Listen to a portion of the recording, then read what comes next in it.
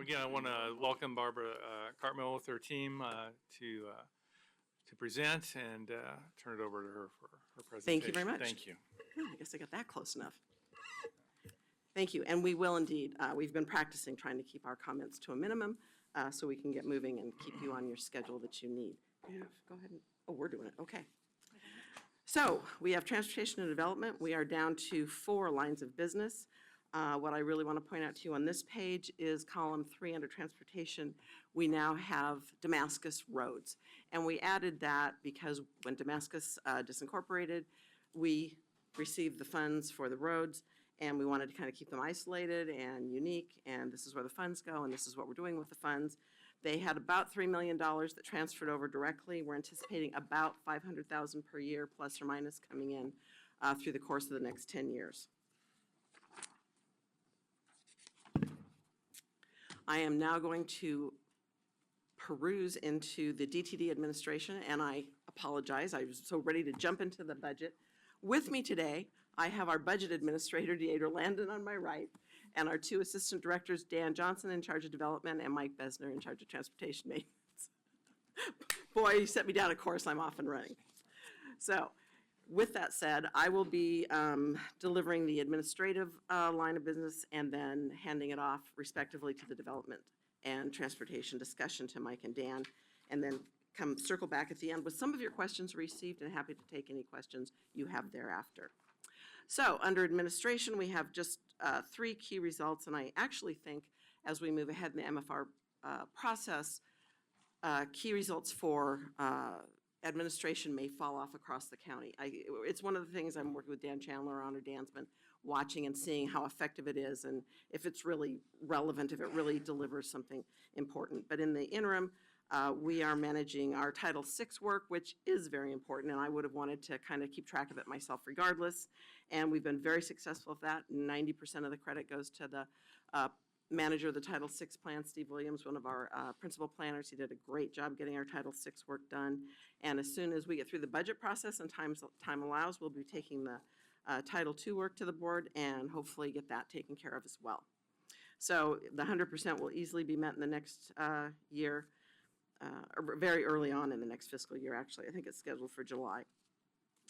Then the other 2 are both around disaster management, our debris plan, which as we all learned through some trips back to the FEMA seminars that went on, debris management is kind of the overlap to all the disaster management. You can't even get the roads open. I can't even send the road folks out until the debris is out of the way. So it's a big document. There's a lot of contracts issued as a result of that document, and it's been quite a big time in coming. Dan's been actually managing that, and we're closer.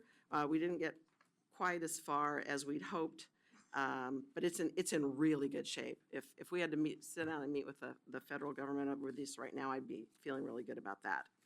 And then the roads and bridges, same thing. They're a little further behind. We actually have the staff laid out for them.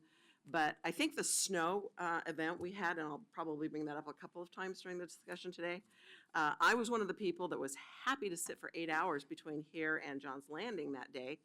And I had this sort of epiphany that if we had a big earthquake, I probably wouldn't be going anywhere fast. So if I'm home, if the folks aren't here, we practice like, oh, we're in command center and this is going to go and Joe's going to do that and so-and-so's going to do that. Probably not. We'll be lucky if we can get hold of each other on cell phones. So one of the things we're going to be doing is buying 800 megahertz radios. Is that what our radios are going to be? We're going to get radios so that all of our folks on the command line, our senior staff, can at least communicate, and then we'll try to go from there. So that's one of the items we've got laid out. And that plan is coming along. People are assigned. There's just some drills are being held. The assignments are vetted. We're just pulling that one together, identifying our roads and bridges.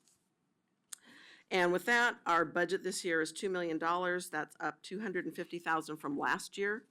The main thing I want to let you know that is less than 2% of our budget. So I feel like I'm keeping a pretty good lid on administrative costs. It's 1.95. It's pretty close, but less than 2. And the increase, the $250,000 increase from last year to this year, is the radios I mentioned. We also quit sort of sandbagging the development agency for Dan's time. I finally took more of that under the umbrella of of DTD administration. but urban renewal carried Dan for a little while, but he's pulling out of that as well. I think that's it for that page, unless there's some specific questions. Ooh, our significant issues. We just started doing a periodic review of our MFR work. The stuff, I think we were first out of the hopper, proud to say first out of the hopper, 3 years ago when we undertook the Managing for Results. And again, Deidre took the lead on this, but we are going back to each program and reassessing issues, the results that we're tracking. Are they effective? Have they given us relevant information? So that is I look at issues and changes, not issues so much in a bad way, but changes in a good way. So we're undertaking that. The next item that's on there has to do with Managing for Results as well. And it was kind of interesting that as other departments did theirs, some of the results that they were anticipating as a success were ending up costing us money. And I actually, either through Dawn's comments this morning or finance, the grant program that they have focused on so aptly important to their division has actually created unfunded mandates for our department. So we're kind of keeping an eye on that. So that's not a consequential, not a big issue, but kind of that pebble in the pond that trickles out to all of us. And the audit is not important. So if there are any specific questions, that's what we've been doing in DTD, or in admin. And again, in the essence of keeping time moving, we're working more on telling our story as we go along through these departments and less on numbers. So if there's something specific as far as a number arises, please don't hesitate to let us know as we go along. Well, I'll bring up those questions after your presentation. Thanks. And that's fine as well. Dan, do you want to take on? Actually, Mike is gonna. Oh, Mike's going to lead off. I'll take this one on. So, Mike Besner. So, Livable Communities is our line of business that includes 4 programs: resource conservation, code enforcement, and then dogs, which has dog enforcement and also dog sheltering, 2 different programs.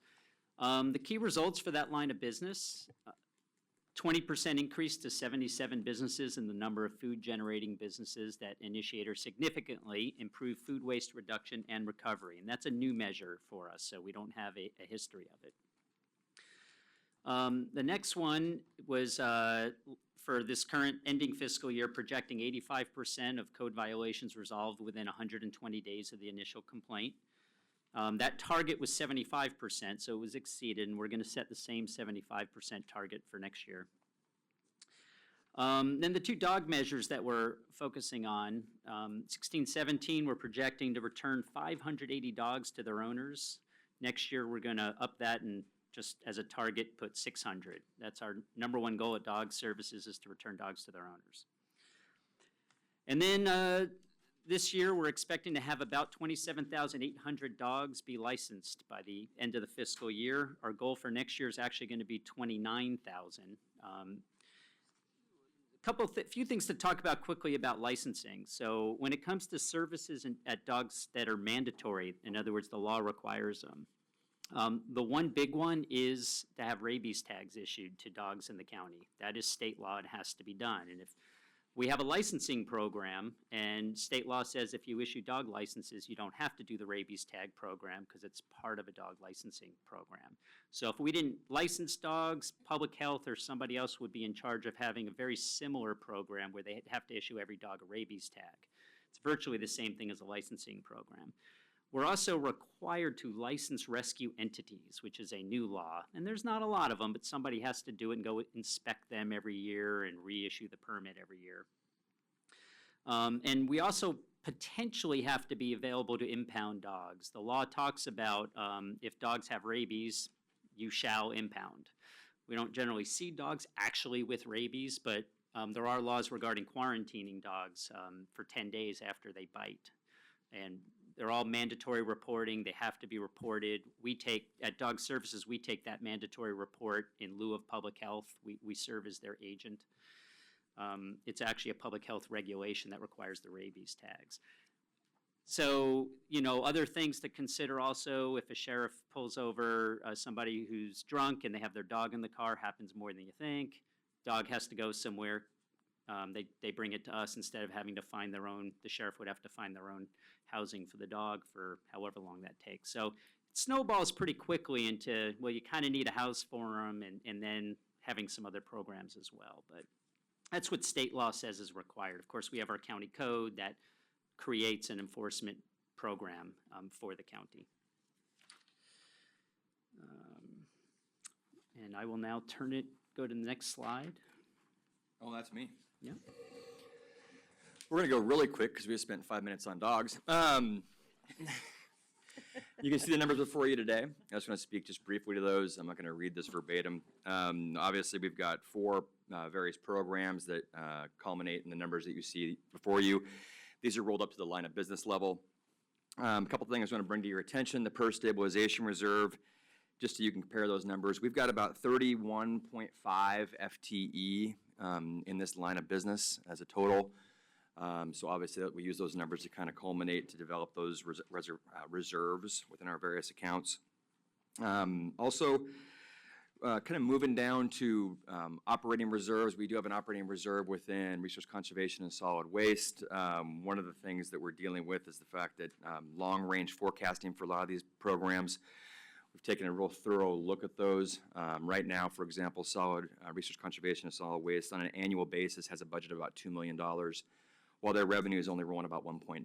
So we're looking at about a $128,000 deficit in that. Obviously, we can adjust that when those revenue sources become tighter from a programmatic perspective and reduce that when needed, but just for your information.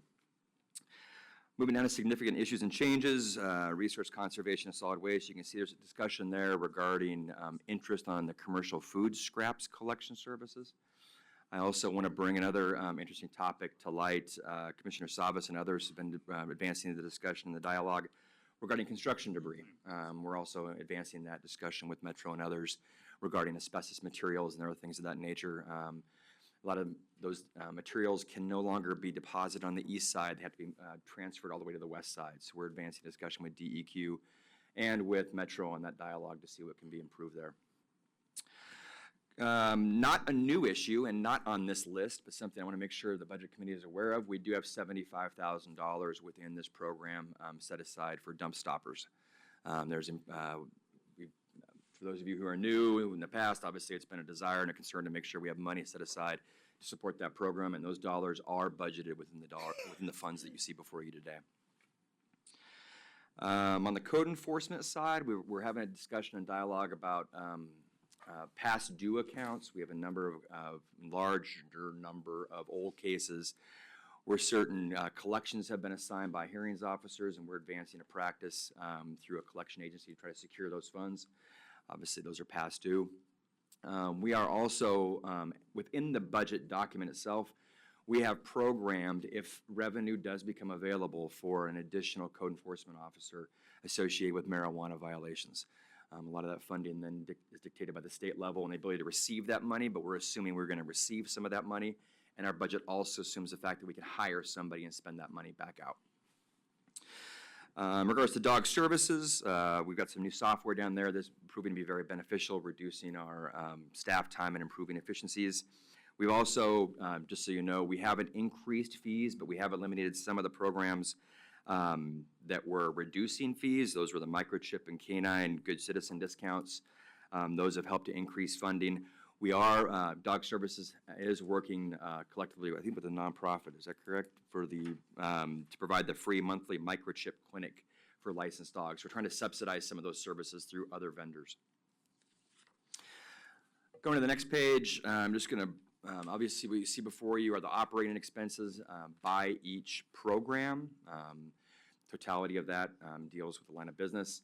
I want to speak just briefly to one of the questions the Budget Committee had, and that question was in regards to are there any performance measures that we had in our MFR documents that have changed by 20%, I believe was the number, a 20% variance between the 2016-17 projected and the 2017-18 targets. Within this particular line of business, We did have a couple. In all honesty, we had three, two of which, one was regarding business participation with in-depth consultations about solid waste, and the other was in regards to some customer service tracking. We had to actually discontinue both of those measures because the data was being collected at the metro level, and they no longer provide that service to that database. So we're working internally to figure out to see how we adjust our, or how we develop software to be able to collect that data. Next, you'll see, we talked about MFR. MFR is a living document. We assess the document on an annual basis to make sure that we're actually measuring what we need to measure. And we also added, and as a result of that, added a new measure, and the new measure for this particular program was regarding our number of interactions with food-generating businesses.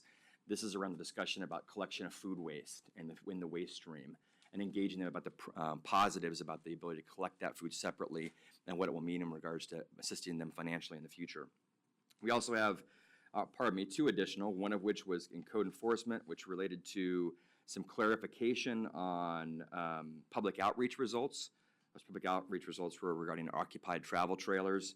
I think at one time we had it defined as accessory dwelling units, which was miscategorized. And then last but not least, we had our dog services, number of dog services complaints. That number from projected to targeted increased from 1,800 to 4,000, which obviously is a significant increase in what we're looking at there. So that, go ahead. One more thing to add on that last one.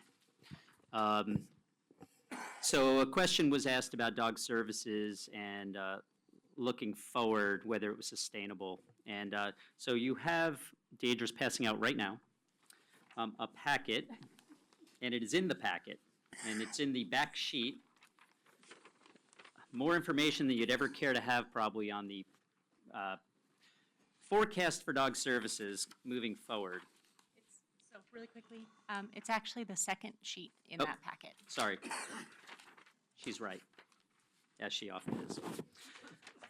So second sheet in the packet, big 11 by 17, thanks, Deidre. And it shows, basically, the gist of it is that current forecasting shows in 2022-23, the budget for dog services would go into the negative if everything stayed pretty similar to how it is right now. It is 5 years out. We do have a contingency in there, and I know it's something else that's been asked about, with an ending fund balance for dogs, but it's being spent down. The reason it got to where it was at was because we actually had not been fully staffed for a while, and every time we had vacancies, it was money we were not spending. People were just running around going crazy because we didn't have enough people. But that's how it got built up, but right now it's drawing back down. We're fully staffed, and we have 5 years to figure out how not to go into the negative.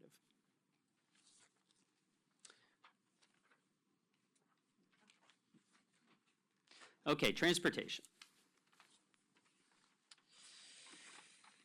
So transportation line of business includes also several programs: construction, maintenance, and safety.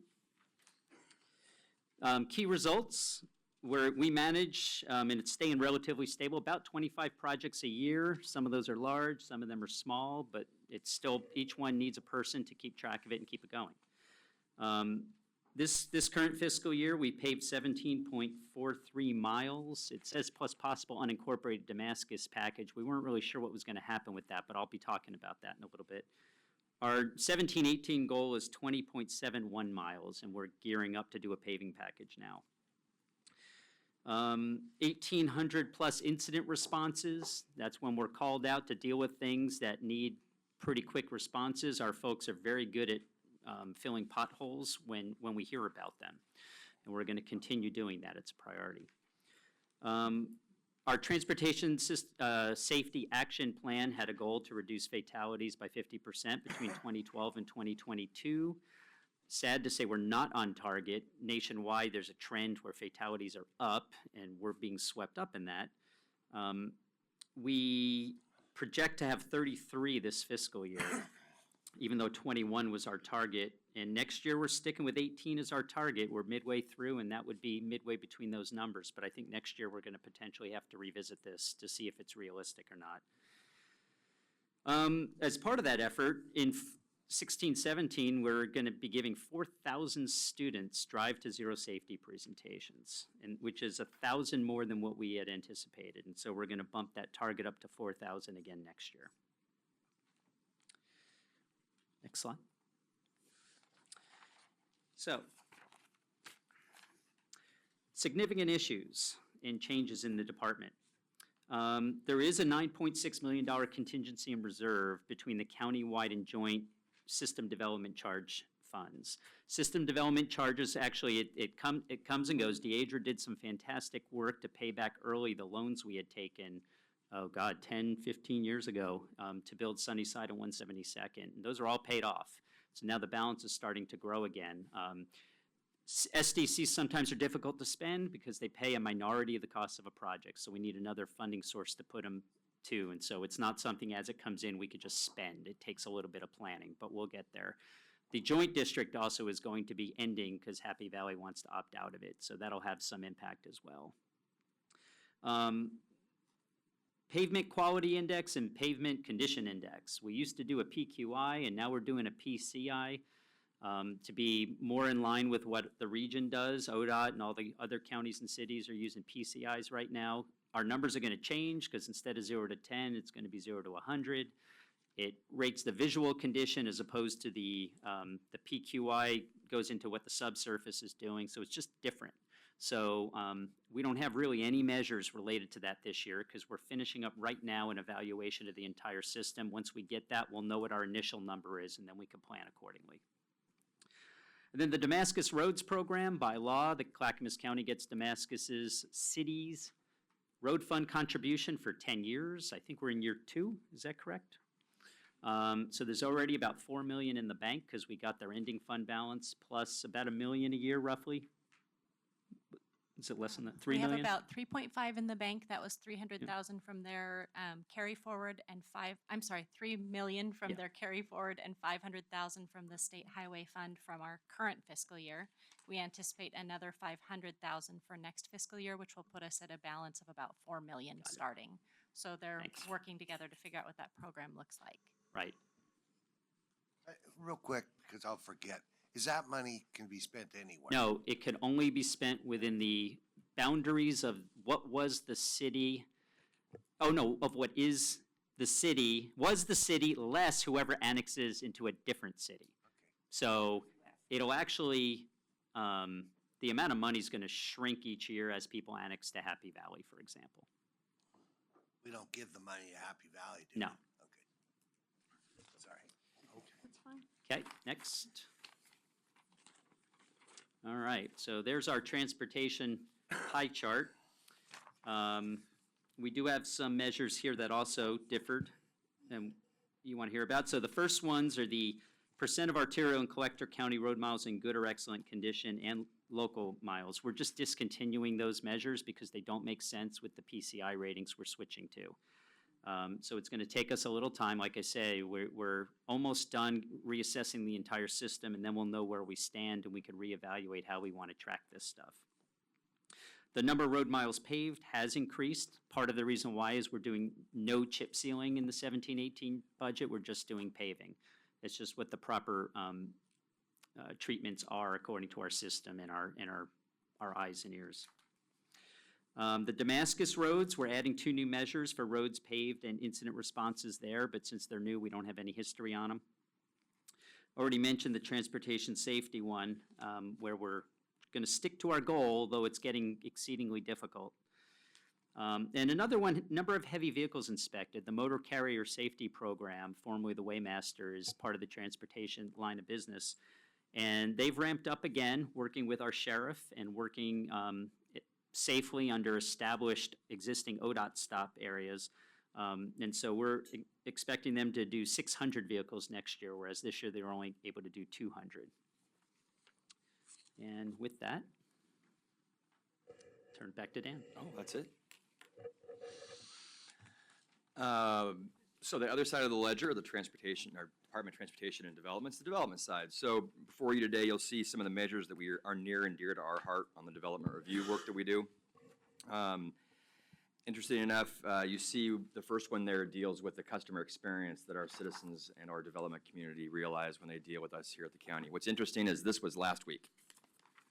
This was 100% of the people that we received that hit our counter that actually took time to fill out that particular survey, found that our work was, that did you feel valued, heard, and respected today? I mean, that kind of feedback, it's worth its weight in gold for us, especially when you're doing 350 to 400,000, or pardon me, 250 to 300,000 development-related interactions a year. That's great information to find. Next measure there deals with single-family dwelling units. Obviously, this is an area which is important to us. It's important to us because it's one of the largest sections of work that we do from the development side. And it's interesting, although we didn't meet our objective was 75%. That was primarily due to the fact that we received the highest number of structural permits in the history of Clackamas County last year. We received 6,000 structural related permits last year that we were processed. It's the most ever that were issued. I don't think it's a measure on the good work that our folks are doing. It's a measure of the volume that we have. And obviously we balance that on a year-to-year basis on is it the work environment that we have and is it a reasonable number. Next year we still have a 75% target. Next is work related to our multifamily industrial development. We are very proud in the fact that we are quick. This work is tied closely with our business and economic development group, making sure that we're getting those job creating and economic development projects up and out the door as soon as possible. About 90% of those that are commercial or industrial are approved from our land use side in 45 days or less, which is great. Next, you have a discussion about our long-range planning group. This is great. One of the focuses that we have is that we don't develop plans to sit on a shelf. That plan has to realize something, some change or some development of something in our day-to-day activity. And there you have basically a measure that illustrates the fact that they are resulting in projects being completed and done. And then last but not least, it's actually pretty cool. It's pretty cool, especially if you care about where your land's at. This is regarding the Public Land Corner project, or program, pardon me. As you can see, 70% of the public land corners assigned to staff are completed within 120 days or less. That is significant because the majority of that work last year was replacing monuments in development areas so that development can continue to occur. Those are the basis for land surveys throughout the county, which is very near and dear to people's hearts when you talk about private property. You see the numbers before you today. I'm not going to spend a lot of time on that. Moving to the next slide. Or we'll have time for more questions on that. Moving to the next slide, you see contingency. I want to draw your attention to contingency and the operating reserves. It's important to understand a large majority of those funds within this area are dedicated funding. They're building services. For example, the $1.8 million you see up there, about 1.3 is building services. Moving into operating reserve of the 3.8, over $3 million of that is solely the building services division, which is dedicated funding. The permit stabilization discussion there, we're looking at about 95.2 FTE, obviously a larger number than the last program we were discussing. And then you'll see down below significant issues and changes. We've got some changes underway, some transitions. This is working with our succession planning. We were increasing staff. We actually had to pull staff from our land corner program last year because development was so crazy. We had to reassign individuals from that program into development review to make sure we got the development review proposals out the door as quickly as possible. They try to have a 30-day turnaround for most of their plats and subdivision work they complete. We also implemented some efficiency measures on our septic and on-site wastewater program, which were great. It's not a first come, first serve. It's a how can we most efficiently provide the service. So we implemented a new program around geographic locations. Let's do 15 septic feasibility tests that are in one area versus 15 that are spread throughout the entire county. And we do that on a rotating basis throughout the county as a whole to improve our efficiencies. We also, on the last bullet there is relatively interesting. I'm not sure if most of you have heard about this, but there is a $50 million pending lawsuit against mortgage electronic registration. This specifically deals with recording fees that may have not been collected, and we are still discussing this topic. That may result, if that is settled, that may result in some additional money for our land corner program, but that is yet to be determined because they get a large majority of their revenue, all their revenue essentially, from the collection of those recording fees. So that's something that's just kind of out there and we're monitoring. So moving to the next page, you can see operating expenses for our land use and permitting program. I'd like to briefly speak. I can't even talk today. Who programmed these Tuesday after Memorial Day? Speak briefly to a couple of measures that we have been changing. First of which deals with our long-range planning group. And not changing, but again, it meets within that parameter of change that you wanted, or variance of 20%. It deals with the percentage of planning projects underway that are related to land use issues, such as employment lands, urban growth boundary, and urban rural reserves. That land use program is developed through a very long dialogue and discussion with our Board of County Commissioners and our Planning Commission. So not always can it meet this objective. It's based on what the needs are, what the desires are of the citizenry and the Board of County Commissioners. Moving on, we have actually increased our target for the number of U.S. land corner restorations completed. We moved it from 45 to 60. We've done that because we're going to be able to reallocate those staff that we're doing development review back to public land corner. We've actually hired an additional FTE there, and we've split them so we'll be able to do more land corner restoration work. And then last but not least, we are discontinuing one of the measures that we have there for public service, because we're measuring all those public service numbers within our larger development review collection of data. Not that we're not collecting it anymore, we're collecting it as a part of our larger subset. They're no longer an individual entity. So with that, I'm going to hand it back over to Barb Cartmel for conclusions here. Okay. This slide just represents the DTD budget overview. 104 million for this year. Last year was 101 million, so it's up a little bit. Same way with the general fund support, 5.8 last year, 5.4 last year, 5.8 this year. Our major revenue sources and our major expenditure categories just don't change. The state revenues are mostly the road fund. Licenses and permits, pretty self-explanatory. This is a new page this year. This is some of our larger capital projects that are invested into our divisions, our physical locations. The video surveillance out at road is a pretty significant expenditure. I mean, it's not over the top or anything, but we've had a lot of break-ins at the road department last year. They were just opening up the fence and going in and breaking down doors and taking whatever suited them. So the surveillance system has been really helpful with that. I did want to point out, everything we use facilities for is not here. There's tons of sort of day-to-day things that we run through them. We replace garage doors. We move offices around, panels around. We install gates and signs and things like that that doesn't end up on this list, but those are some of the major things we've done. And then we've brought the whole budget together for the operating expenses pie chart. Clearly, the lion's share is transportation, about a third maybe land use and permitting, and the other two lines of business. Our trends, again, the revenue depends on major projects that we're doing. Tolbert's finished, the first part of the Sunrise Corridor is done, et cetera, that type of thing. There's your et cetera word. We did make one little typo here. The third bullet down says down changes to services. It's actually up.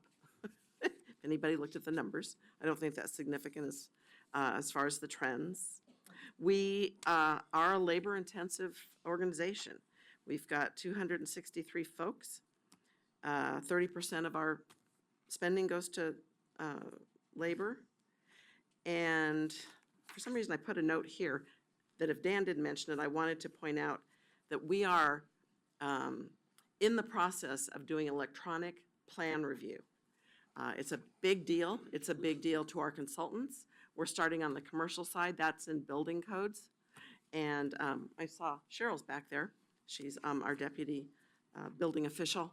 And it's going to take a couple of years, but this is a major technology changes, keeping things online, making it easier for our clients to apply for permits online. All of this matters. It contributes to our efficiencies. And this idea of being able to do plan review electronically and not coming in with 20 rolls of plans and not having to open them and send them back with red lines and get them back and, on and on and on. So I just wanted to point that particular addition out. It's going to take another year or so to get done, though. No policy proposals this year. This is one, just pointing out our ongoing proposal. The board, I think 3 years, either 3 or 4 years ago, gave us the 500,000 that the road department continues to use to pave. Did you want, I prefer, Chair, me to go through the written questions quickly, or just open it up for questions? Boom, 2 minutes over. Oh. Would the committee like to have the questions answered now These are the and then open it up for written ones. questions? We have that Or already? do we have copies of the responses, perhaps? These are the questions that Yeah. we were asked to address verbally. So there was a section Oh, of questions see. that Okay. And we have the answers already? No, No? we have not received those yet. She's going to. Oh, She I- was going to I'm happy address to them just verbally. do it at if you're this okay with the point. time. Sure, go for it. If you have a few Um, moments, go ahead and take a few minutes and do that. Could be, Yes. could be.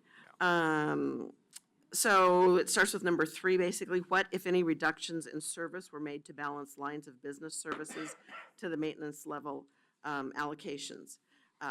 We here at this table, I call us, we're recovering from the recession. We all saw our departments through the 2008 to 2013, basically. It was traumatic, and we're slowly coming out of that. We were very lucky in that none of our lines of business had to be, we did not have to decrease our services due to staffing levels. We also managed them very carefully. And when I get down to the succession planning question, I'll elaborate on that a little more.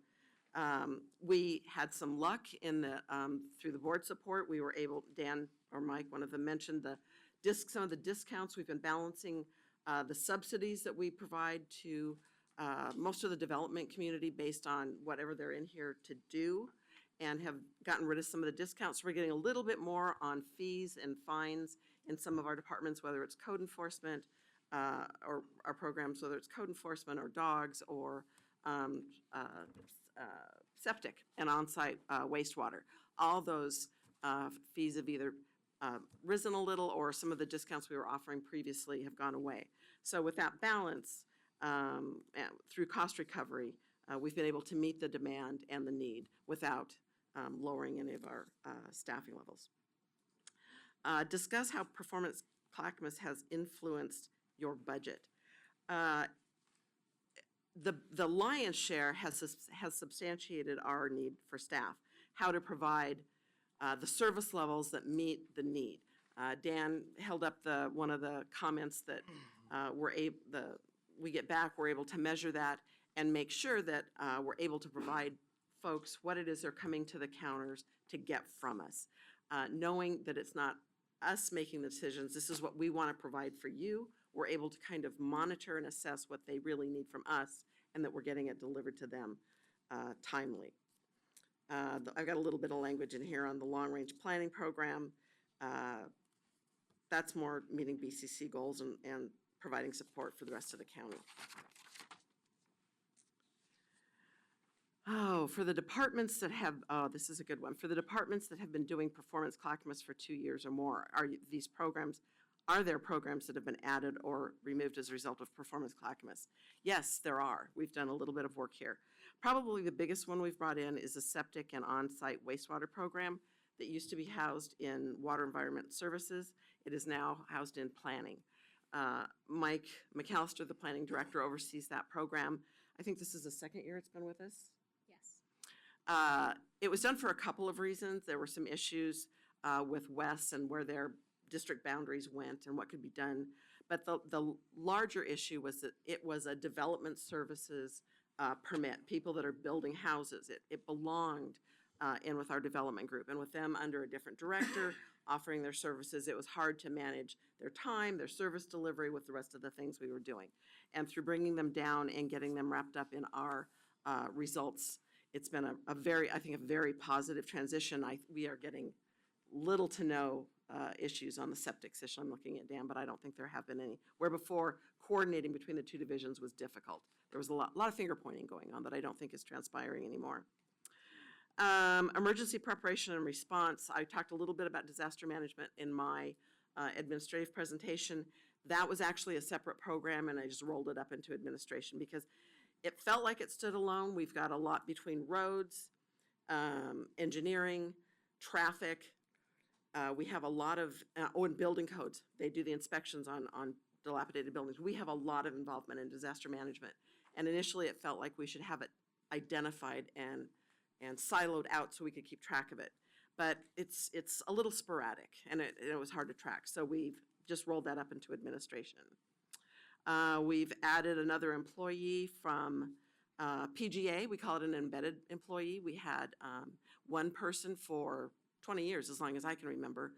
Clearly, every year I think, oh, well, next year all this busyness will fall off. But somehow something new comes up. And our poor PGA person, the demands on the media responses, whether it's Twitter and all the Facebook and things that go on, the demands are just much higher. And how we present ourselves to the public was one of our issues from the beginning of MFR.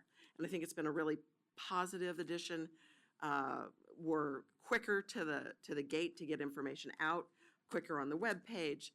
And she's also been very talented in graphics as well, and has been able to help with solid waste and the Citizen News, the articles that go out in that. So that's all been a result of Performance Clackamas. So I could probably go on for too long on that.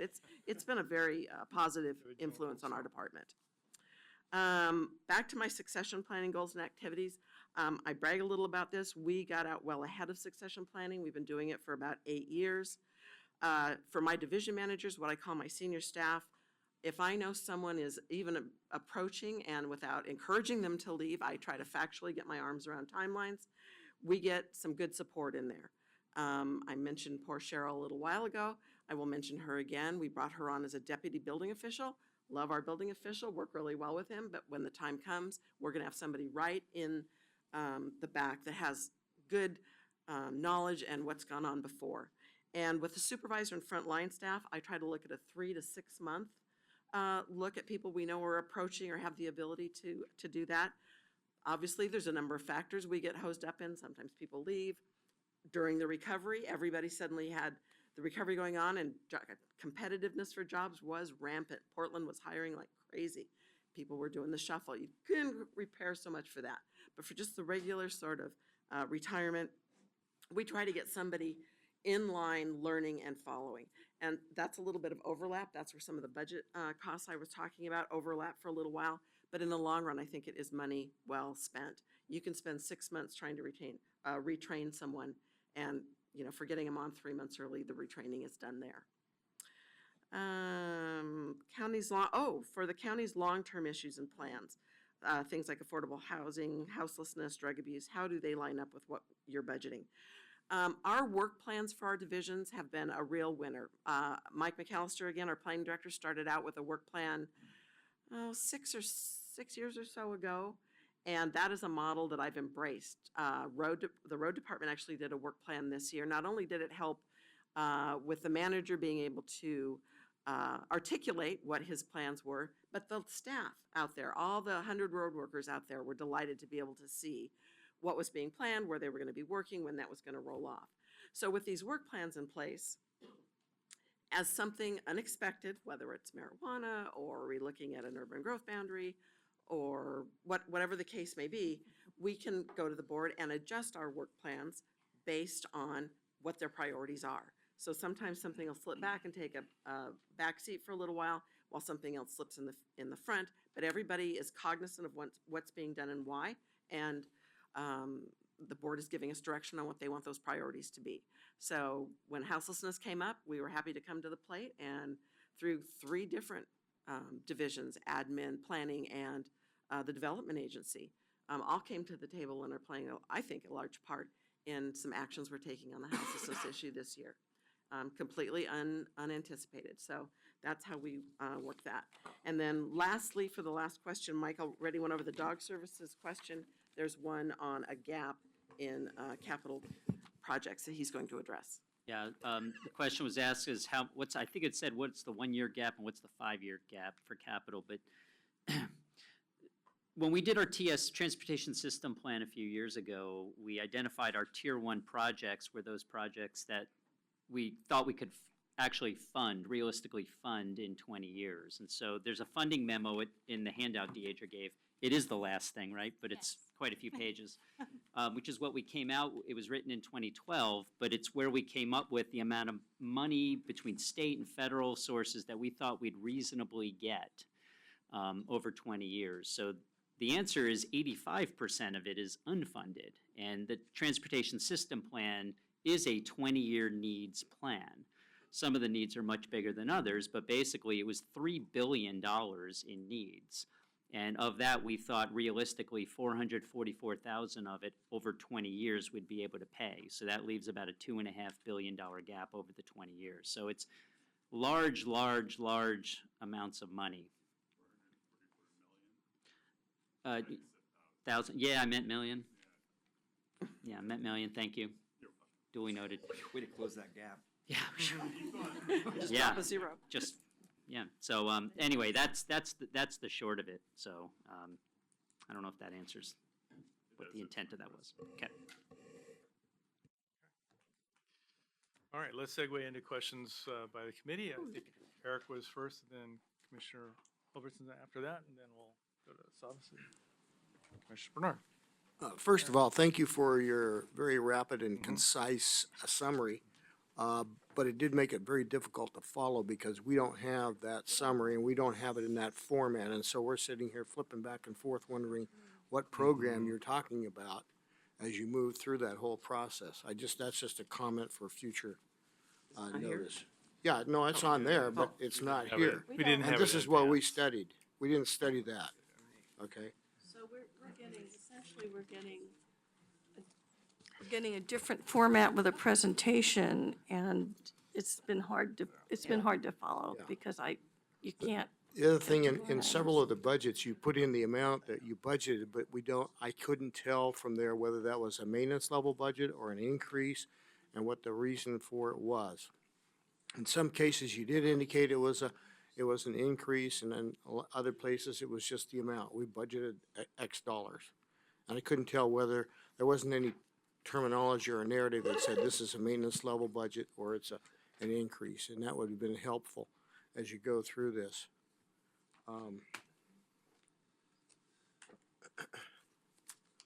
So I don't know if we have time to go through it on a program basis, which is the way I studied the budget.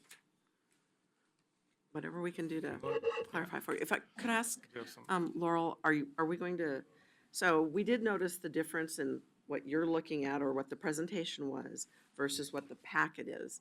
And so this is a line of business versus a program. And are we going to try to change that next year or something? Or has this come up before? Yeah, we try to talk every year about what we're going to have, and we can certainly revisit it again. So Well, I think it's Timing okay to leave it program. as a line of business like you did, but indicate what program you're shifting to as you're going through your presentation so that we get an eye, we can at least follow clarify that a along. little better. Okay. Happy Yeah. to try. Right. Oh, maybe refer to these numbers. Okay, the page numbers. And let's see. I have some questions about the dog sheltering program, as you can well imagine. It's a pretty good sized program. Involves a lot of money.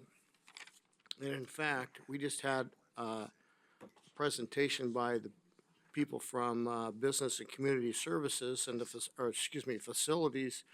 And they were saying, we could use 18 people. Well, you've got 18.3 FTEs in the dog program. And I'm thinking, do we have our priorities wrong here in terms of how we manage this whole process? I'm talking about both programs together, the dog protection and the dog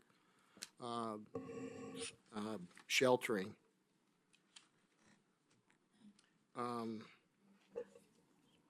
So I'd be happy to tell you a little bit about the dog program.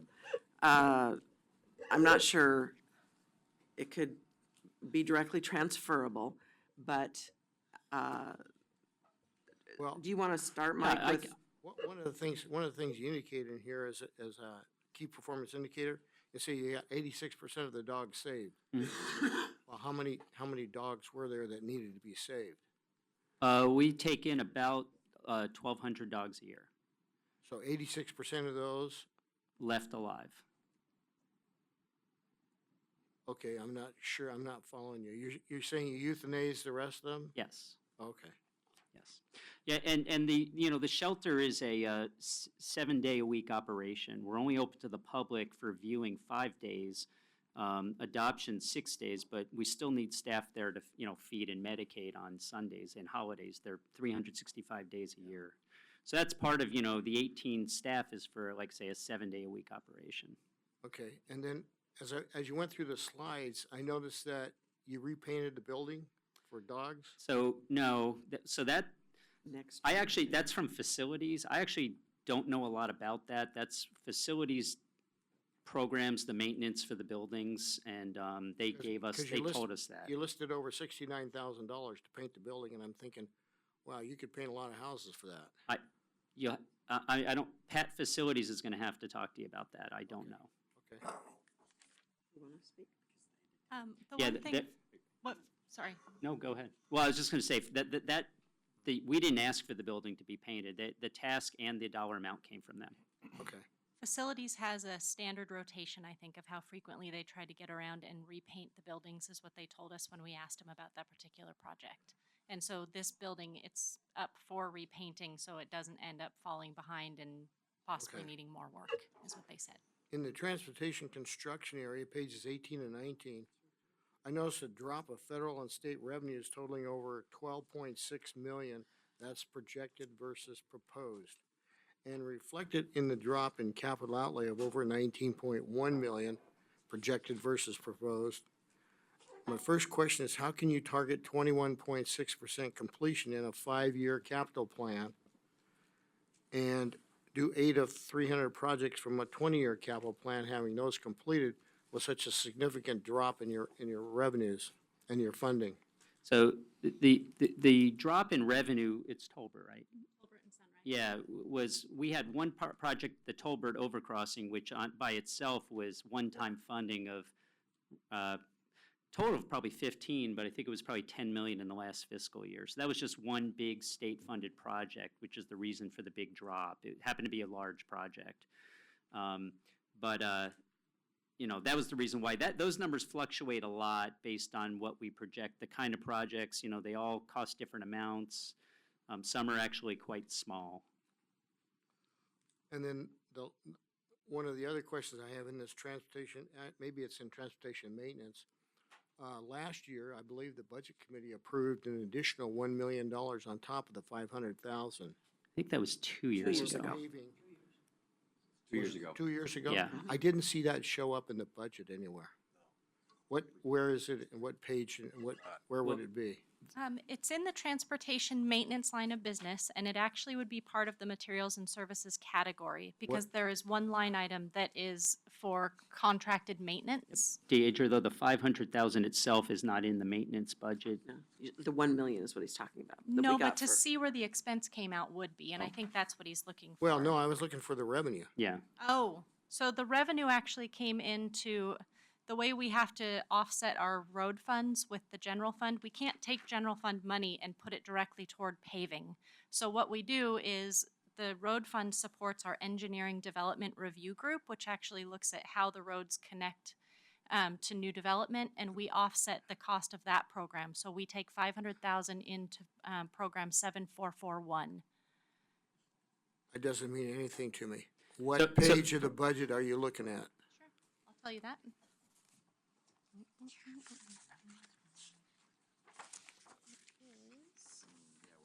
On page 29, it's included in the interfund transfers, but that is a very small part of that interfund transfer. A bulk of that is actually the land use planning group.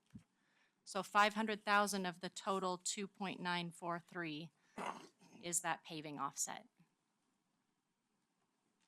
Page 29? Uh-huh. Is that part of the interfund transfer? Is that what you're talking about? Yes. The 2.6? 0.9. 15, 16? In 15-16, yes, it would have been part of the 2.6. Okay, and then we had an amended budget the next year of 2.7. Does that include another million? I don't It think. includes so we only received 500,000 as an ongoing policy level proposal, so every Correct. single year you'll see 500,000 there. Correct, The million was a one-time offset. correct. And so I was looking for that bump up in revenue in that year that you got the extra 1 million. Was that in 15, 16? No, I think it was, where I think it might have gone was the planning group. So if you want to maybe move on to your next question, and I will confirm, it's actually on page 31. 31. I apologize. Yeah.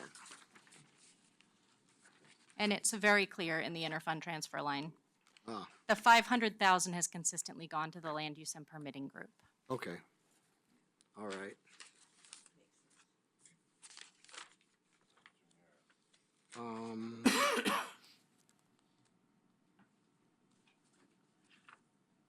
Can you tell me if it's less costly to contract out things like striping or paving or pothole repairs as opposed to doing them in-house? What percent is being contracted out? Well, the paving, almost all of it is contracted out, and we have to. Okay, The striping, we do our own striping and our own pothole repairs. We also do a lot of the striping for the cities and collect money for that, so it helps offset the program. We actually stripe for most of the cities. And I don't believe it would be cheaper for us to contract that out. Striping paint is usually pretty hard to come by in the summer as it is. But I don't specifically have an analysis to show you. well, the reason I ask that is because in the transportation maintenance area, if you look at the numbers, you spent $24.4 million to paint 92% of the stripes on the roads. And you used part of it to pave 17.3 miles, Well, and you provided responses to approximately 800 calls for service. which page are you looking at? Page 20 and 21.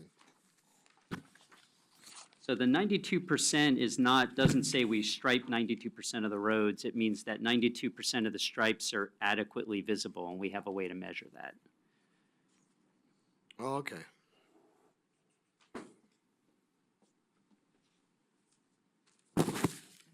So I was just trying to look at how you prioritize the spending of that money. The road fund in general? Yeah, and maintenance, yeah, road fund in general. Yeah, well, and that's what Barb was talking about. Maintenance has a work plan. And so, you know, the number one goal is to be able to respond to emergencies. And beyond that, there's a lot of activities that go on every year, and the safety activities get prioritized, like striping and signing and vegetation removal, other shouldering, making sure people aren't going to run off the road if they leave the road a little bit. And then whatever we're able to after the fact that we put towards the resurfacing program.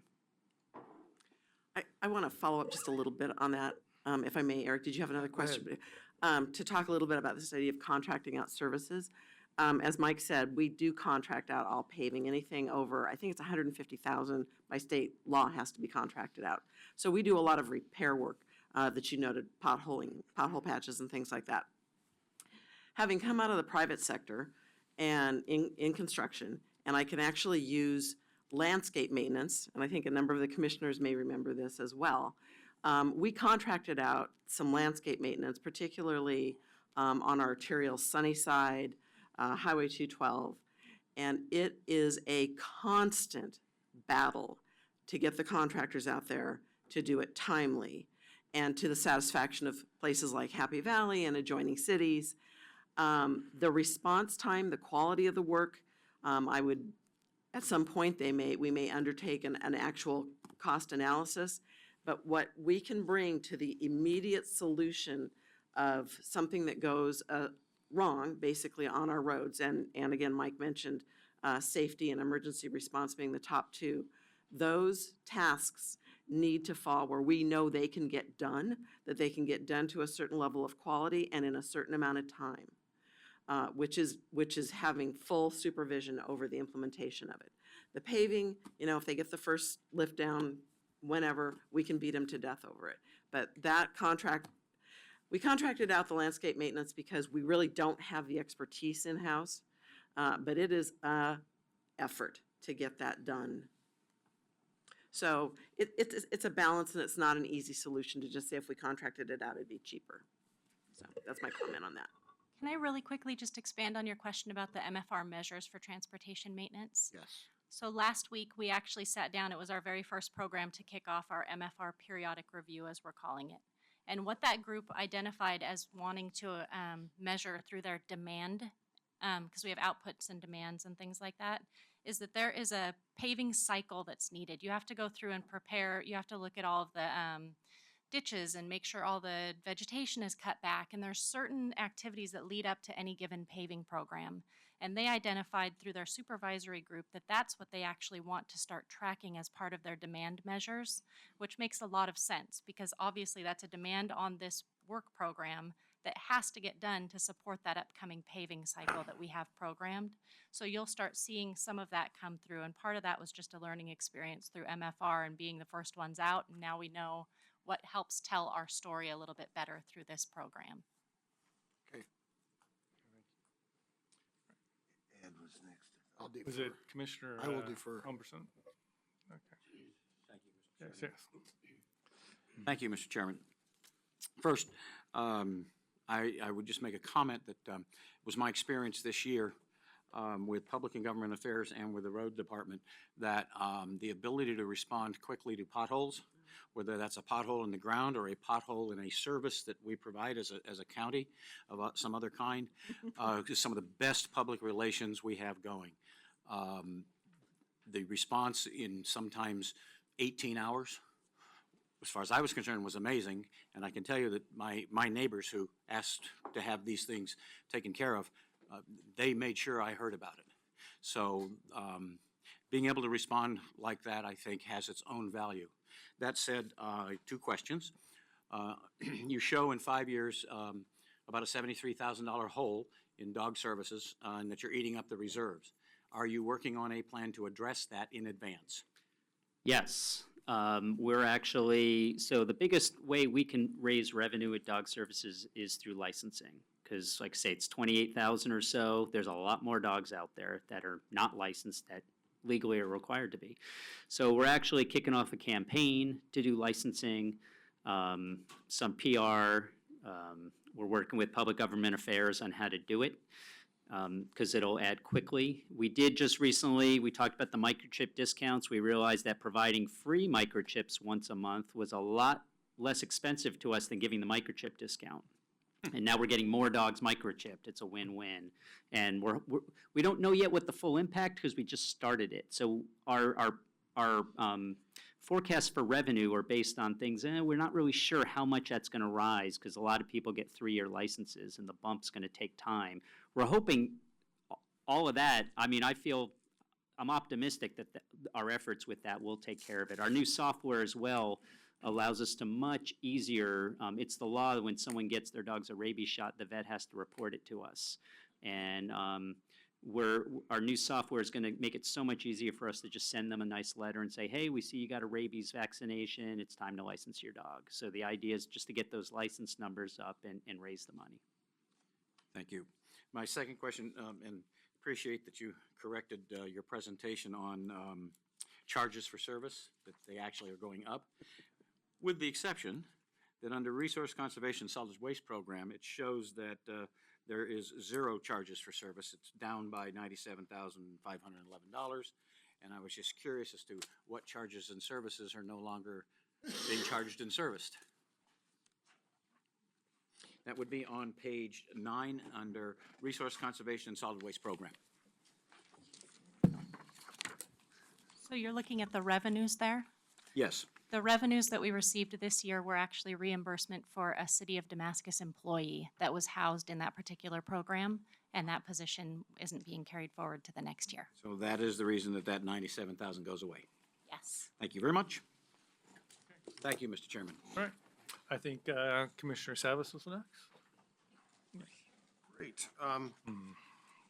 So on page 19, which is your construction program, you have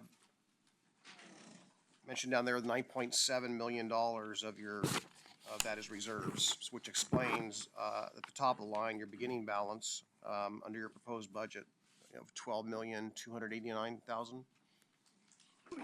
So the delta there is about, what, 3.5, about 3.5 million,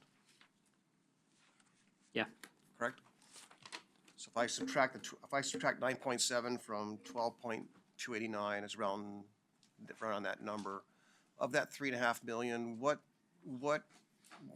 does that reside, or what's that gonna be used for? Or where did it come from? Is that a recurring, is that like a reserve you wanna have, or I understand the SDC reserve, so to speak.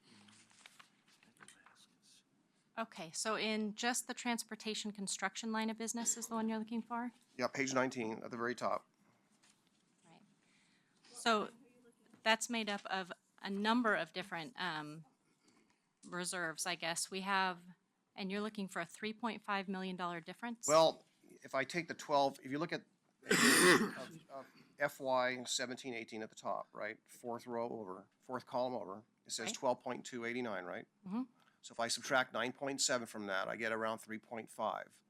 So I understand what the 9.7 is comprised of. So the balance is that a recurring, or is that something that is available for expenditure, or is that earmarked for anything, so to speak? So one of the things that's not necessarily included in the operating expenditure or the contingency reserve is the special payments line.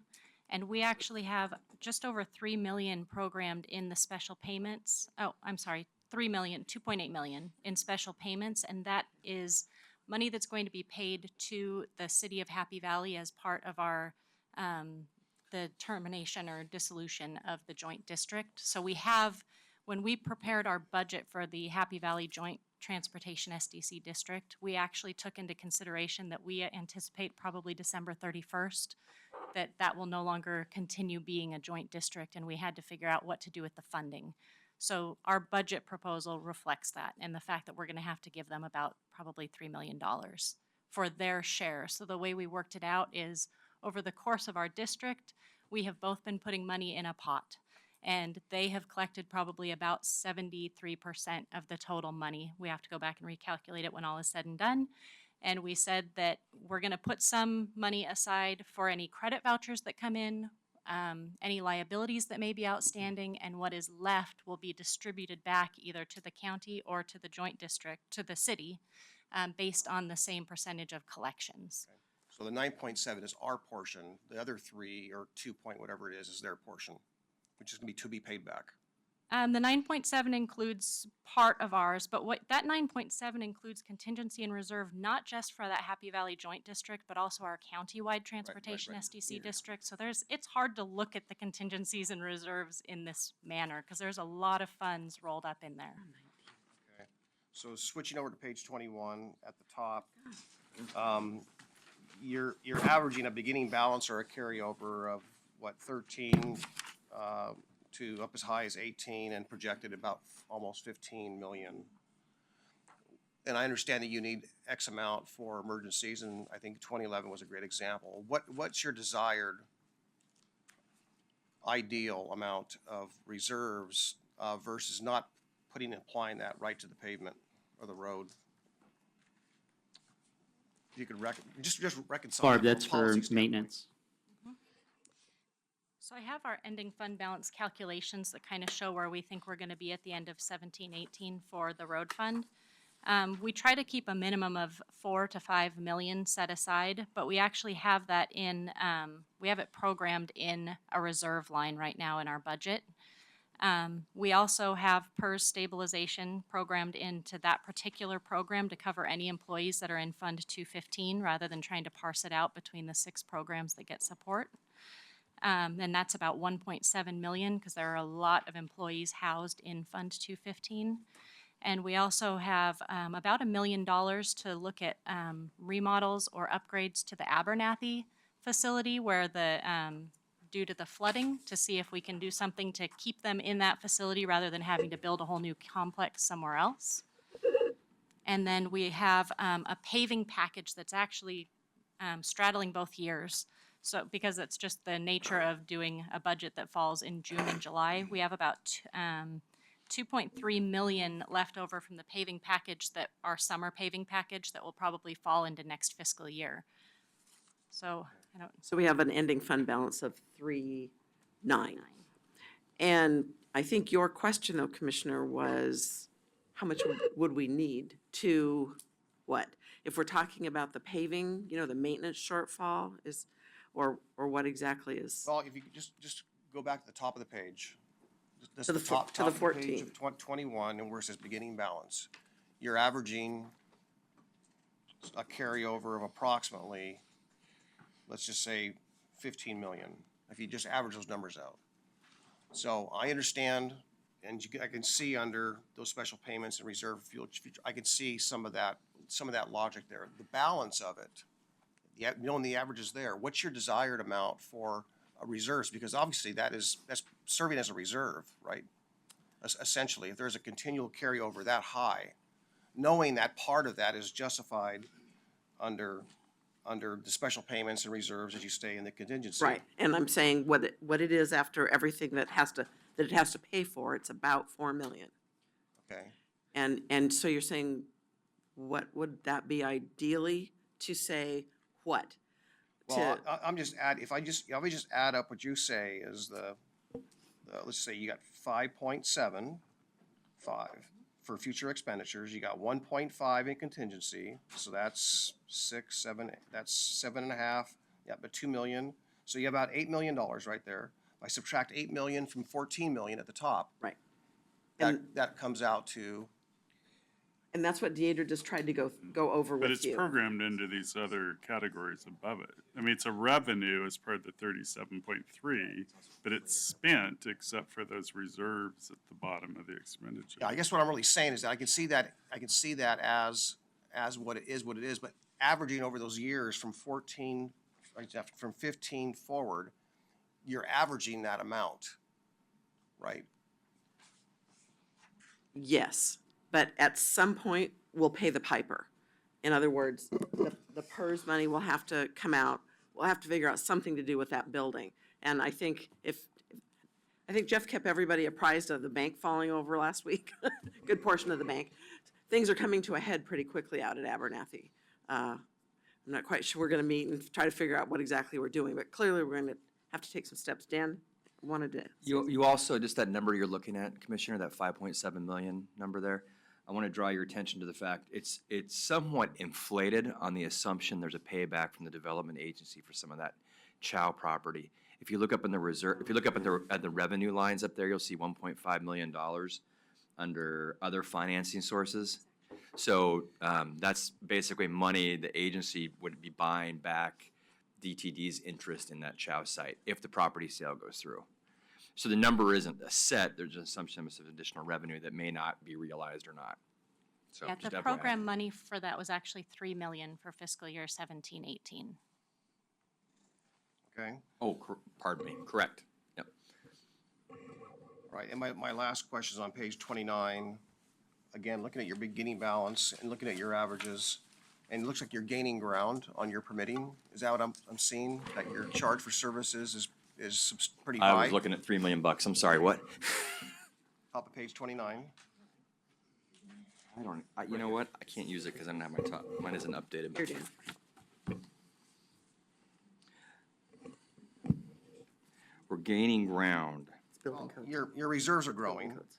all right, somewhat. Now, Oh, yes, your it's- beginning balance is growing. Correct. Your beginning out is growing, so it's relatively healthy. Which is, I want to make sure we're clear here, which is primarily building codes. A large majority of that money is that dedicated funding through building codes. Okay. Correct.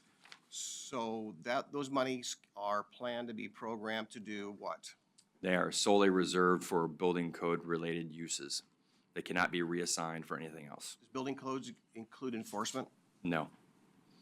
So it's limited? They pay a service fee, a fee for service when code enforcement. So the way we do it is we basically take a look at almost on an allocation basis for the amount of violations that are, let me make sure our terminology is clear. The amount of code enforcement activity that's building code related or planning related. And they basically have a charge for service fee that's a collection from both those entities that offset those costs for those services. So they pay directly for those services. Is there a potential that we might be, I know we had a good year, right? Because you mentioned how many permits Yes. were drawn. So is it a potential, is it perhaps that we, maybe because of the good year, that's an anomaly and maybe it won't look so rosy in coming years? And our charge for services is appropriate or not appropriate? Well, and that's a really good question. I mean, I think we haven't, and we're hoping to do this in the next cycle before we start discussing fees, is to have a discussion with the board about cost recovery. They're one and the same. I mean, the discussion is, what is your objective that you'd like to see on a cost recovery basis for the permits that we issue based on our costs to provide those services? It's helpful for us when we have that discussion in that format versus simply hey, we're going to increase fees $5. Hey, we're going to increase fees $10, because you can't relate those two nuances to the service provided versus the cost of the service. So we're hoping to advance that discussion with the board here recently. Historically, we had a discussion at one point in time about an 80% cost recovery. We have some that get total cost recovery, for example, building and surveyor and things like that. But for example, planning does not. What happened? A recession happened. So, the wheels kind of came off that bus and we said, hey, let's stand down from that a little bit. Let's figure out what we need to do. And so basically, we're going to look to engage the board in that discussion here in the near future. I'll have. So my comments aren't dissimilar to the others, is that, first, I think the slides should either relate to what's in the book, or we should get the slides to put in the book with holes punched in them. And this is not just you, everybody's been doing this all day. I mean, it has nothing to do with the book in front of us, except some totals.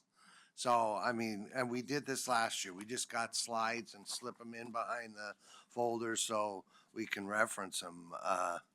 The other thing is I would take out about 3 million from the Happy Valley Fund for holding cost. Wait a minute. Overhead cost?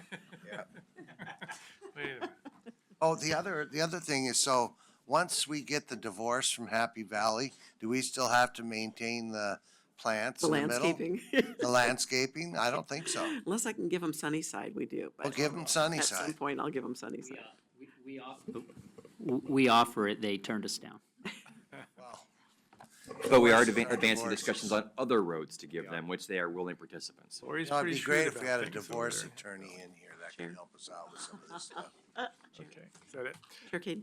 If I could, before we move away too far, I kind of wanted to circle back to Commissioner Savis's question about what the actual reserve I have in maintenance is 4 million. I can show you the numbers. It's hard to look through and do that. And I think your question was, what would be an ideal number? I could give you that more when if I knew in 3 years I'd have some other money to evaluate what a paving, we want to pave. That's what our money would be going to if we had it. So to say I've got $4 million, well, right now, I've got to hold on to that because I don't know if there's anything in the future. I don't know if the state's going to come through. I don't know what we'll be able to do in Clackamas County. So it's nowhere. But as soon as I know what that amount is, then I can project out, well, this is dependable for the next 5-10 years. And then I can tell you, what we'll do with it. But it's always going to be to pave. I appreciate that. I think Deidre did a pretty good job. I followed most Okay. of what you said. If you can maybe just later, another time, just give me a brief breakdown of what that 12 or whatever that number was. I'm on that- Perfect, on that okay. page. Just It'd want to be make sure. great. Okay, Thanks. thank you, sir. I think, Ed, you were next with the question? Ed, were you next with the question? You want to go ahead? Yes. Yeah. Sorry. Thank you. Awkward. Dog services, how many volunteers do you have working there? I want to say there's about 80 active volunteers right now. In addition to the 18, Yeah. really? There are a lot of volunteers. Yeah, we have a very healthy, active volunteer program. Dedicated. They're also there 7 days a week. Imagine what it would cost. So the 5 days that I understand they're open 5 days a week, is that correct? We're To open the 6 public? days a week to the public, 5 for viewing. How many road folks do you have running around? Oh, well, Around 100. in maintenance, it's about 100, yeah. No, not in maintenance and dog services. How many road? You have, I've seen them, trucks or Oh, whatever. 3. Field Oh, staff. field staff. There are, Sorry. that's We call okay. them There are road 3 where I'm at. officers and a field supervisor. So what are they looking for? Or just, they just respond to? They respond. We don't go driving around looking for things. They're responding to complaints. They come in all the time. Okay. What about weekends? What about, We don't have any officer services on weekends. And we don't do we don't do emergency services either. So when they're there during the day, they respond to all the complaints that came in overnight or the previous day. If there is an emergency and they happen to be working, they'll go out. Usually it involves a dog bite or something like that. so what do you tell people on weekends or at night when they have an emergency with a dog? Call 911. Yeah, there's nobody there. And So the it sheriff goes, reports. so it goes to the sheriff's office then? Yeah. Yeah, and the sheriff, if they take in a dog on the weekend, they have access to the shelter and there's kennels they can put the dogs in. Interesting. Okay, regarding roads, and you guys were talking about chuck holes or whatever. Potholes. I just, a real life experience here. Springwater and Estacada Road, it's like the Ho Chi Minh Trail there. I'm serious. I don't know whether it's whether you call it a chuck hole or a sinkhole or what, but you have signs there. And they've been there for weeks. And so I'm just curious as to what the priority is, and maybe it needs to be repaved, and then you explain Well, it. we always want to get out and fix a pothole. It's a safety issue. This well, is big. It's, So you may, clearly no one's called on it or reported it, and maybe nobody's even driven it. I mean, if we know about it, we go out and they've repair it. driven it, there's signs there from the county. Yeah, what are the On signs? both ends. I'm sorry, you said it was on Springwater? Yeah. Yeah, I'd have to ask Randy specifically. I mean, we have 8 or 9 of them throughout the county right now. And I know even South End, we've just had it signed for a while, and that's gonna get temporarily patched next week. I'd have to check on the status of Springwater. A lot of it, they were just waiting for dry weather, and we were monitoring things to make sure nothing was sinking more. Well, it's more than a chuck hole, so that's why I thought maybe when you were talking, it's hard to get somebody out to pave these things, or. Mike's right. Randy, he refers to Randy Harmon, he's the manager of transportation maintenance, and see what the schedule is on the road. I'm trying to picture exactly if we're talking about potholes, or I know some of the roads I've driven have layers of asphalt, like an inch, and that's bumpy. But those aren't as critical as that sort of 6-inch or more hole. It's uncomfortable, Yeah. but it's not gonna break your axle or send you caravanning into the creek next door or something, or off the road. But we'll certainly check it out, Ed, not a problem. Yeah, that's I not mean, why I that's what brought we it do. up. I just wanted to find out, what the criteria is. Yeah, no, we'll take a look at it. Thank you. Thanks for bringing it up. All right, thanks, Ed. Eric, you had another question? Follow up? Go ahead. Couple questions. As long as we're on the potholes, how many people do you have driving around just noticing the? Mike? As long as we're on potholes, how many people do we have driving around just looking at potholes? I mean, I go down Sunnyside every day and there's potholes there, been there for months. And it would seem to me that it would be useful or beneficial to have some people driving the main arteries to see if there's any potholes or things that need to be fixed. But, unless somebody reports it, you don't even leave the office? No, right after I know there were 4 crews out working 12-hour days as we came out of the snow event. Snow event? What snow event? Yeah. Winner. What do you mean, what snow event? Did you really? Serious? Yeah, but I'm just saying, we're into fairly warm weather here. Oh, And yeah. those potholes been there a long time, way before the Lot of snow event. potholes. So I guess my point is, do you have anybody that drives around and just observes? I mean, if you look at 132nd, which is, 139th, I guess it is, off of 213 or 217 or whatever, that pothole's been there for quite a while. We do have a team of technicians who do survey all of the assets on the road on a regular basis. I don't think they just go driving around looking for potholes. And also, just like any staff member, if they see something, they'll call it and generally report it in. I know I do that if I see something when I'm driving. Yeah. Well, I see the street, 132nd was striped, has nice stripes on it. But it's like the Ho Chi Minh Trail too. It's just rough and bouncy and everything else. It's like, We're putting sidewalks down. I guess somebody Well, might is that notice. 132nd south or north of Sunnyside? that's south. Probably because we're doing a sidewalk project. Well, that's before then. before, it's right by the school, in front of the school. Anyway, let's go to page, 28 and 29, where you talk, or actually page 29, land use permitting. You again. You have an increase in personal services of $1.3 million, and you're only increasing the FTEs by 1.5, and I'm wondering, how does that equate? I think that the change between the projected year end and the proposed budget might only show that kind of an increase, but over this last fiscal year, we've had to actually add staff to the land use permitting program to help cover plan review needs. There were some issues with some staffing that came through. We had to get backup coverage for some health issues. But wouldn't that be reflected in the projected year end? In the proposed, No, I'm talking about the projected year end is $8.5 million. Yeah, there you go. the new, okay? And you're going from there to increase to a budget of 9.8 million. Excuse me, 8.5 to 9.8 is 1.3 increase over what you spent versus what you're budgeting. So survey went out.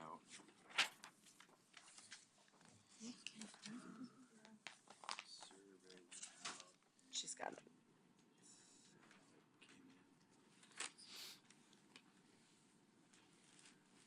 You know, I Is it think it soap? can, Soap. no, the septic and on-site wastewater program has been in there the whole time. And you are right, we're not adding a huge number of employees, but what has happened more recently, there's a few things that are happening. It's a very heavily staffed program, that land use and permitting, because it includes building codes, land use planning, our development review group, the septic and on-site wastewater. And what happened a few years ago is anytime we have open enrollment even, it can end up changing what our personal services category looks like, because they give us more actual numbers through the allocated position reports to program in here. Okay. And so if I've made a change during that open enrollment, it can actually fluctuate our numbers fairly significantly within a program. And we did it because I think the budget office was being asked, you know, why am I being asked to carry more money in these categories than I needed? But the flip side of that is, in a really large program, if you've had a lot of shifts during open enrollment, it can actually influence a fair amount. Okay. On I top see of that, you have that- the PERS changes as well. I'm sorry. I see that you have a vacancy of 5 staff, and you're projecting that it will not, that you'll fill those 5 staff plus add 1.5 Yeah, more. 6.5. So, yeah. Okay. We have a queue over at DES to do some hiring that they're working through as quickly as they can for the whole department. So we have to prioritize those positions. Okay, thank you. All right, thank you. Wilda, you have a question? Yeah, Go ahead. thank you. It seems to me this may be a good public outreach opportunity. We've had a lot of discussion about potholes and the way our roads look and that. So am I not remembering correctly? There is a phone number to call, you know, for potholes. We do have a So if we pothole hotline. utilize this opportunity where the public has access to this video or recording or whatever, you know, way we're presenting this today, that maybe that gets more information Hopefully we're looking out at to it. people about the number to call, and I would advise people to just put that number right in their cell phones and, you know, be able to do that. So Thank you, is that Wilda. doable? It is, thanks to the internet. We're looking it up right now. Or maybe Commissioner Emerson has one of his cards. I gave him a stack of, you have any of our hotline cards on you? Yes. Pothole hotline. No, is a not good with you, idea. okay. Yes, thank you. We'll have it in just a minute. All right. One more follow-up? 655. Yeah, I Okay. hang So on. Eric, you have one more follow-up question there? Yeah, just to follow up to that item, I think I suggested last year, and I'm gonna make a suggestion this year, that somehow you prepare a sign that says pothole and then telephone number underneath it, pothole question with a telephone number underneath it. They have that throughout Portland, and it helps them, I think, a great deal to locate those potholes, because otherwise you're relying on somebody to look it up on their phone or look it up on the internet and then make a phone call. I will check with Joe Merrick, our traffic engineer, and see, get his reply, but I'm happy to respond to the budget committee on And that. utilize Citizen News, utilize the Chambers of Commerce, You know, there's a lot of just householders and business people that, you know, look at the various chambers of commerce websites and newsletters and stuff. So the more ways you can get it out, the sooner we'll have all the potholes discovered and something done to them. So, That's our yeah, goal. there are a few ways to report a pothole. You can call our maintenance department at 503-557-6391. You could email them at roadconcerns@clackamas.us. That's roadconcerns@clackamas.us. Or on our webpage, there's actually a web form that could be just simply done over the web, and fill it out and click submit. Great, thank you. That's good information. All right. Any other questions? Seeing none, we want to thank you for your presentation and answering our questions. And if you have any other questions, please let us know. Great, thank you. Thank you to the Transportation.